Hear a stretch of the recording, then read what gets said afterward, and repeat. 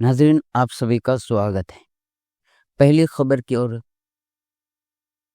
तुर्की के खिलाफ जंग लड़ने वाले जो संगठन है पीकेके संगठन, उसके नेता जो तुर्की के जेल में बंद है, उन्होंने वीडियो जारी करके कहा है कि जो तुर्की के खिलाफ हम जंग लड़ रहे हैं, इस जंग का अब कोई फायदा नहीं है और इस जंग को बंद कर देना चाहिए।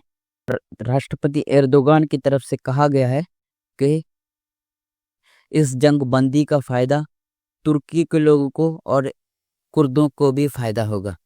नाजरीन, यहाँ आपको मालूम होना चाहिए, जो कुर्द हैं, ये जो लड़ रहे हैं, इसमें जो हथियार और पैसे आते हैं वो इजराइल अमेरिका से आते हैं। पहले अमेरिका से इजराइल आते हैं, फिर इजराइल से इनको मिलते हैं। और जो अमेरिकी अड्डे हैं जहाँ से तेल निकाले जा रहे हैं, वो सारे कुर्दों के कब्जे में हैं, जो इराक और सीरिया में हैं। और एर्दोगान भी इसमें मिले हुए हैं। इजरायली मीडिया के मुताबिक सऊदी और सीरिया के कुछ लोग इजराइल की नैसर में पहुंचे हैं और वहां पर उन्होंने इजराइल से संबंध सुधारने पर बात की है और इजराइल को जो फिलिस्तीन को ख़त्म करने के लिए प्लानिंग दी गई है सऊदी के बादशाह और जुलानी की तरफ से।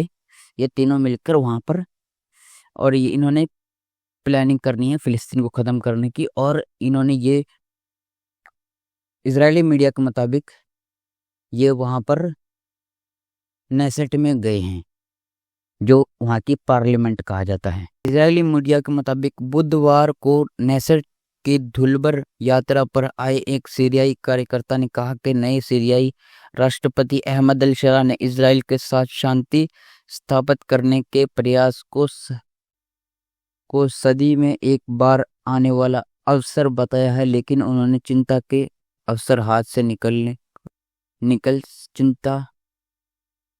उन्हें चिंता है कि वो ये अवसर हाथ से निकल सकता है। जुलानी का जो मंत्री है जो वहाँ पर नेसेट में पहुंचा है, उसका कहना है कि जो जुलानी का पैगाम लेकर गया है, उसका कहना है कि ये सदियों में एक बार अवसर मिलता है, ये अवसर हाथ से निकल सकता है। ये देख लो इनकी सच्चाई। जो भी शिया सुन्नी करते हैं वो समझ ले कि ये शिया सुन्नी नहीं है, ये इस्लाम के दुश्मन है। कहने को तो इजरायली कर रहे हैं, पर जो सबको पता है कि जो बैकिंग पर जो है जेनोसाइड करने वाला है वो अमेरिका है। अमेरिकी पीपल नहीं है। जो अमेरिकी पीपल इस जंग के खिलाफ है, पर जो अमेरिकी इस जंग के हक में है वो इसके जिम्मेदार हैं। अल महदीन की रिपोर्ट के मुताबिक गाजा के स्वास्थ्य मंत्रालय ने बताया कि गाजा पट्टी में जारी इजरायली बमबारी के परिणाम के पिछले 24 घंटों में 155 फिलिस्तीनी शहीद हो गए तथा 530 अन्य घायल हो गए।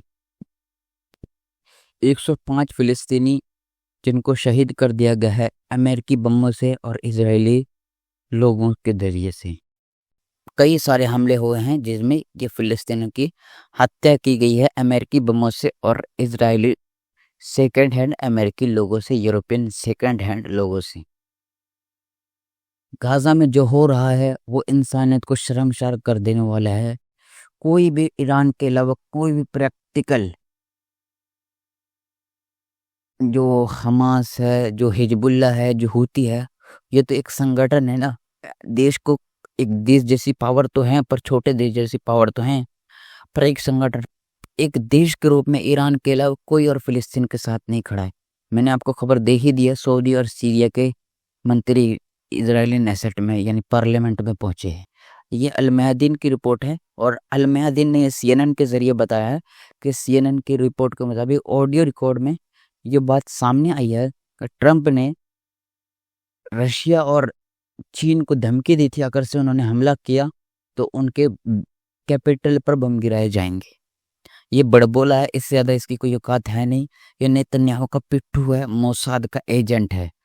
आज का खबर यहीं रुकते हैं। अल्लाह हाफिज़, अस्सलामु अलैकुम।